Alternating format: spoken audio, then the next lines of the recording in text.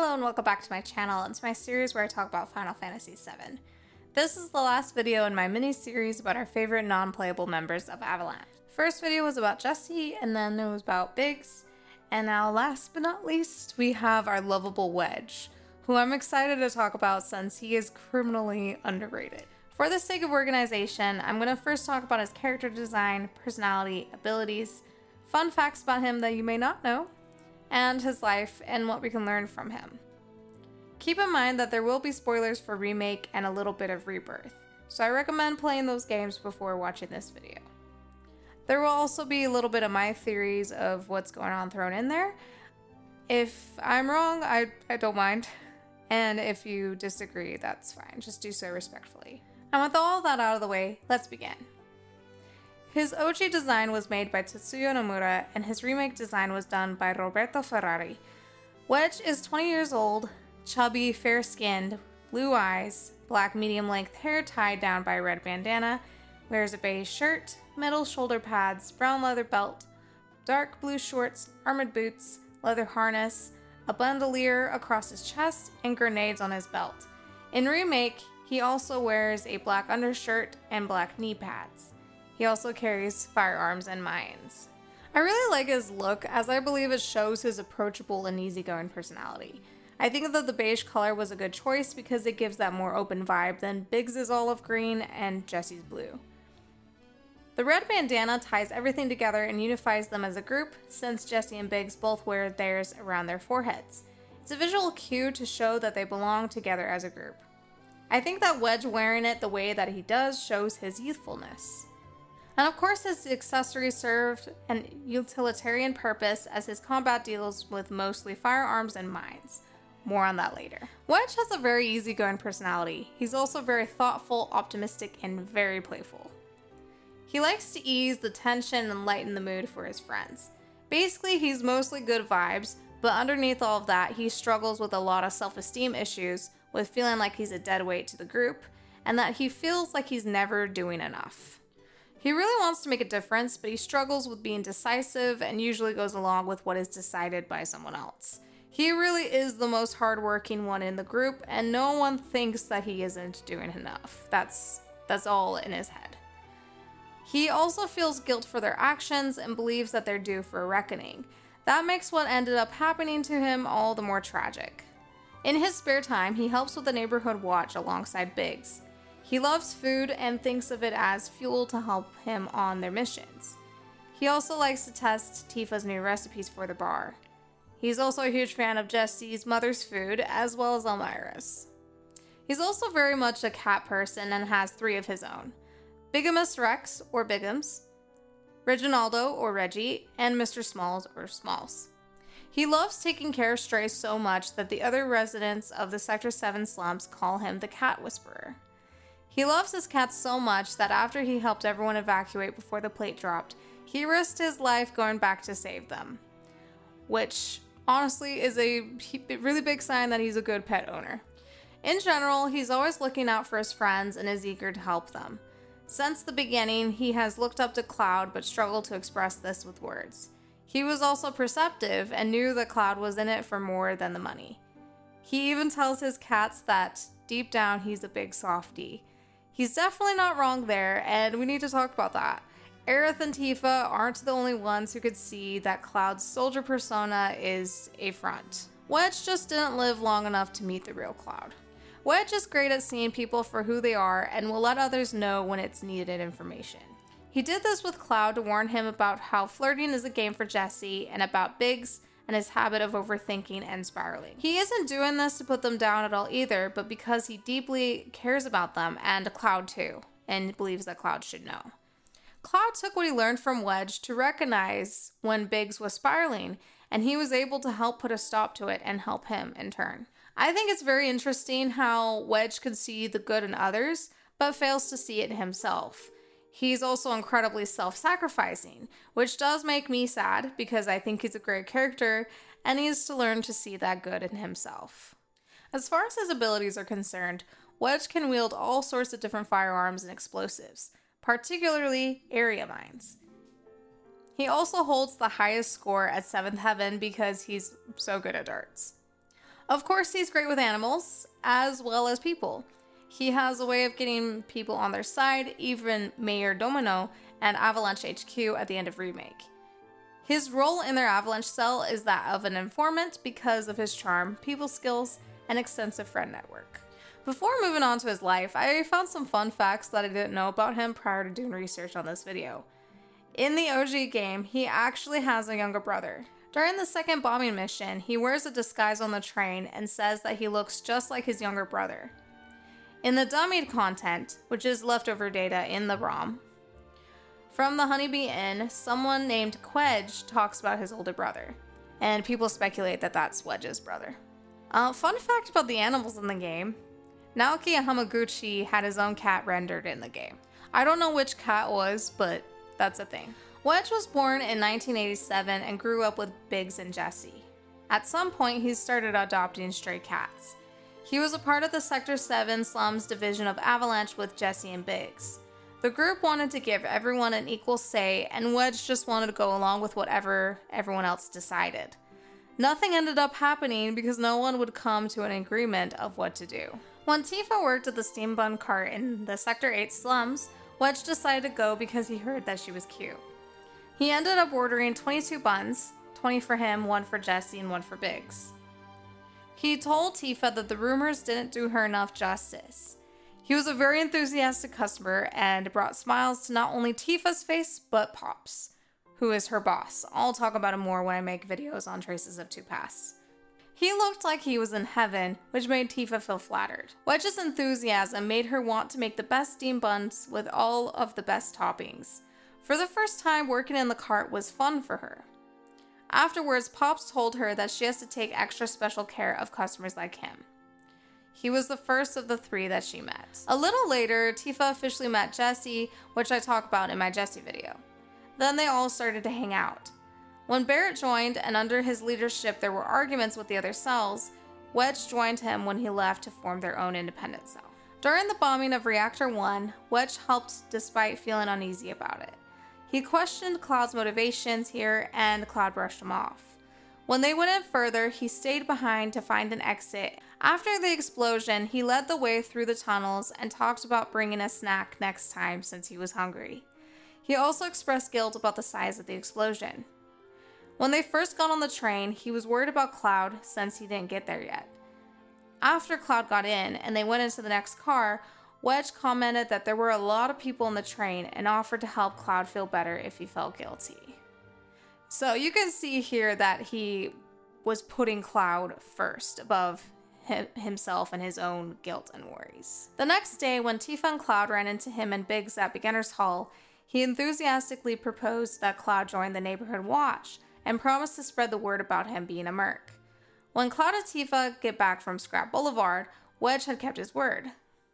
He wanted to join them after, but Biggs stopped him, saying that he'd be a third wheel. I think that it's endearing that he's so social that he can't easily pick up on cues like that. When Jessie was planning on going topside, Wedge noticed that she had been acting weird, so Biggs and him joined her and Cloud. He rode with Biggs and provided support by shooting the Shinra man and Roche. On the way to Jessie's house, he stopped to see a stray cat. At her house, he ate pizza with Biggs and Jessie and enthusiastically asked for more, but was stopped by the others. After they left for the Sector 7-6 Annex, Wedge told Cloud not to mention to Jessie that they told him about her past because she would hurt them. He helped create a diversion so Jessie could take the blasting agent by providing cover fire. When the guard dogs went after Cloud, he blew a dog whistle to get them away from him. However, one of them bit him in the ass during the chase. After Roche was defeated, they were surrounded by sweepers, so he went in front of Cloud and was chained, so he told the others to run. The Avalanche cell arrived to destroy the sweepers and saved Wedge. When he reached the others, he was embarrassed when they looked at his wounded ass. On the way down, he shared Cloud's parachute and told him that he was disappointed in himself. Cloud reassured him by saying that he took one for the team.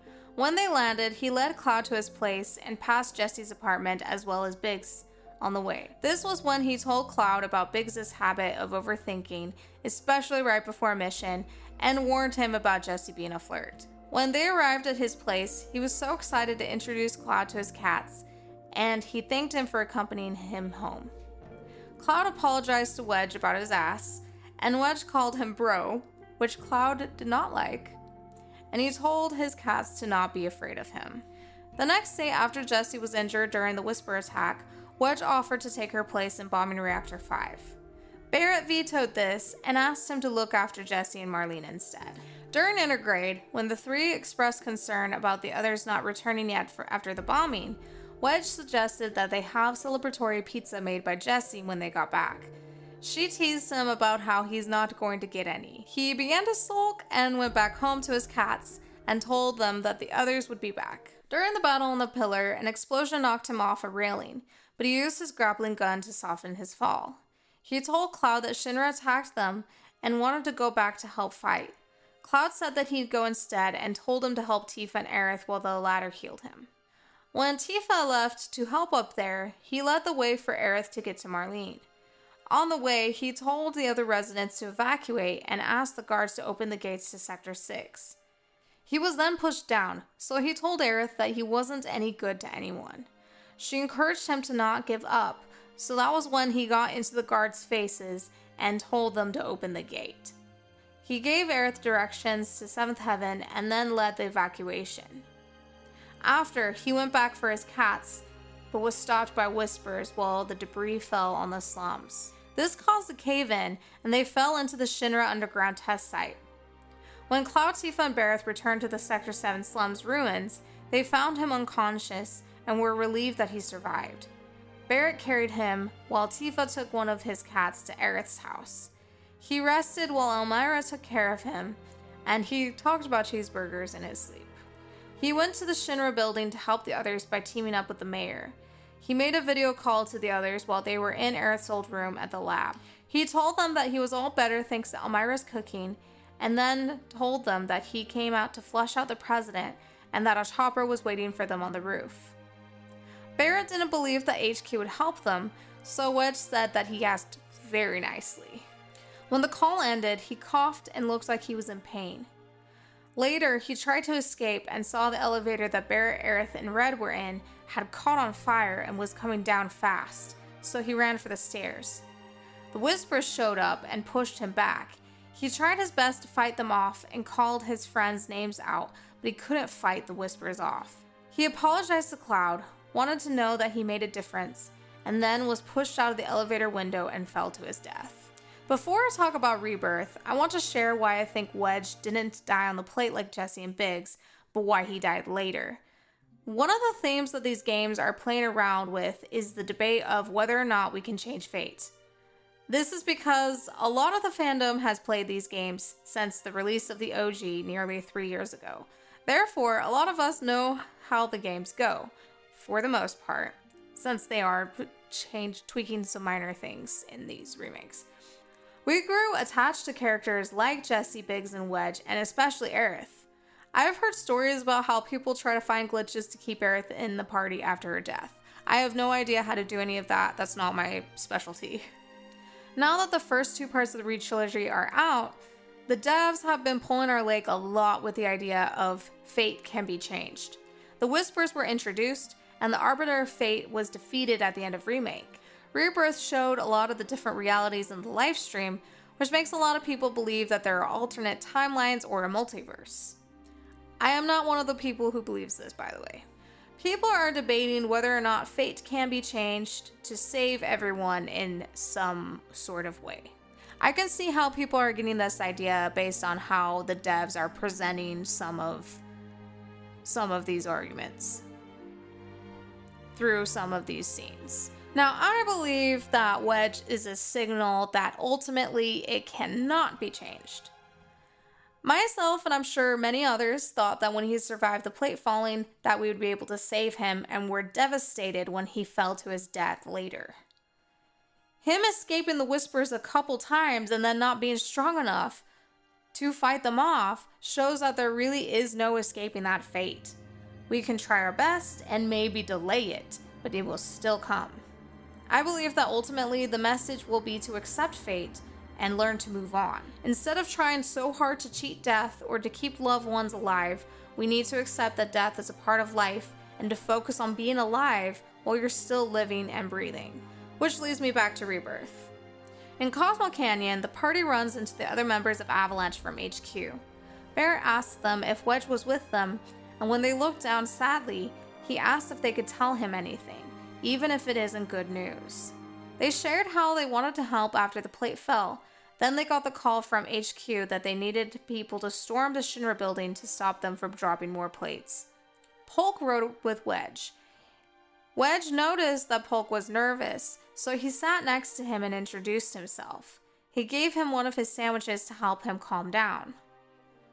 Billy Bob was with him on the stairs and saw him struggling to go up, so he helped him. At the top, Wedge grabbed Mayor Domino to urgently tell him that he has friends up there who need to know that they're coming. He apologized to the mayor for his rashness and said that he just didn't want them to get hurt. He gave a thumbs up to Billy Bob and told him to go and that he'll catch up. He then goes with the mayor, probably to make that video call. Later, Nio sees the explosion and they all see him fall to his death. Barrett thanks them and starts breaking down. Then Wedge's voice comes through saying, "Don't worry, it's all good, bro." Barrett asks everyone if they all heard him. Red said it was probably the wind, since those who pass on become one with the live stream. And I believe that this scene in particular was very important because we saw most of what happened to Wedge, but here we're seeing another perspective from members of a different Avalanche cell, and they were able to give more character references to how great of a person Wedge was, but also they were able to give closure to Barrett and Tifa and Cloud since they didn't know what happened to Wedge. From there, they decide to help these Avalanche members repair the livestream fonts. After they repair each one, there's flashbacks to the night that they all decided to go to Cosmo Canyon together to get salt for the bar. It was Wedge who came in with a shit ton of Cosmo Canyon salt for the cocktail of the same name. He had bought the whole stock from the store there so that Tifa could have a big supply. He suggested that they all go after they run out of salt. After this cutscene, Barrett and Tifa tell them that they made it and express their wish that they had got there sooner. In the next cutscene, they're all pretty drunk and ask Wedge to share a truth. He admits that he wants to do more for them and feels like he's a dead weight. Jesse asks who said that. He says that no one said anything because they're too nice. Biggs asks if she's too nice, so she put him in a headlock. Biggs then gets serious and says that they couldn't be there without him. After this cutscene, Barrett and Tifa talk about how he was always down on himself even though he really shouldn't be. He worked the hardest and always wanted to be better. That was just his nature. Barrett then says that he should have just taken care of his cats and enjoyed good food. In the last cutscene, Wedge is full and Barrett decides to make a speech. Wedge is so full that his head is down for most of it, yet Barrett's words rouse him. He is the first to passionately stand up and declare that he's hungry for justice. After, Barrett tells Tifa that they wouldn't want them to live in guilt and regret. Then they light 3 lanterns for each of them and lift them into the sky as a sort of funeral memorial. This idea goes hand in hand with what I was talking about earlier about the importance of moving on. Loved ones who have passed on wouldn't want their living loved ones to live in despair, but to enjoy their lives. It's a theme that I hope will be prevalent in part 3 because I believe that this was Sakaguchi's intention with the storyline of Aerith's death in the OG. The deaths of Jesse, Biggs, and Wedge also feeds into this idea, especially since their stories were fleshed out so much in Remake. Which leads to No Promises to Keep when Aerith releases Livestream Energy. Wedge is the first to come into view. He stands up, gives a thumbs up to Jesse, and then he gives a thumbs up to the camera, which I believe to be us, and then fades into Livestream Energy. That's the message of the song, that they don't need to make promises to meet again because it is a sure thing. They will all meet again someday in the live stream. So it's okay to let go for now, but to keep fighting for the fate of the planet and for themselves. That's what I hope the takeaway is from these videos about Jesse, Biggs, and Wedge. I wanted to go into detail about each of these amazing characters because they were so beautifully fleshed out on purpose for this message. I'm sure we all know some people in our lives who are like Biggs, Jesse, and Wedge. Maybe some of us are a lot like one or more of these characters. I personally see bits of myself in all 3 of them. And that's the part of their beauty as characters. And that's also part of the tragedy of these characters. And it can be hard to let go of them, even though they are fictional characters. It's easy to get attached and to want to manipulate fate because we're playing a game and can be sort of gods in that way. But the point that I believe that these games are trying to make is that we can't. It's time to move on and accept it. But remember that those we love live on in some way. No matter what your belief in the afterlife is, even if it's just the memory of a loved one or what we learned from them, they live on in us, which is my personal belief. I love what they did with Wedge's character. He's so lovable and deserves so much more attention. I love that he was not only someone who was naturally charismatic because of his pure enthusiasm, but that he was also a cat lover.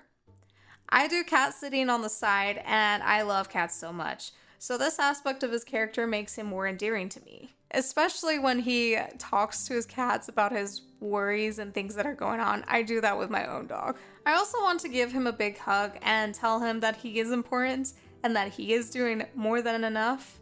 But I think that the point is that I should be doing that for myself, since I also deal with those thoughts all the time. I just hate that he died wondering if he made a difference, and I just want to yell at him through the screen that he did. And I think that's the real tragedy there. Maybe they'll resolve that at the end, but there is a large grocery list of things that the devs have to resolve by the end of part 3. But I trust them. Thanks so much for watching and enjoying this mini-series about Jessie, Biggs, and Wedge. Please leave a like and subscribe if you haven't. Please also comment below what you liked about Wedge and your thoughts about what I discussed in the video, especially about the idea of changing fate. And with that, I'm off. Bye!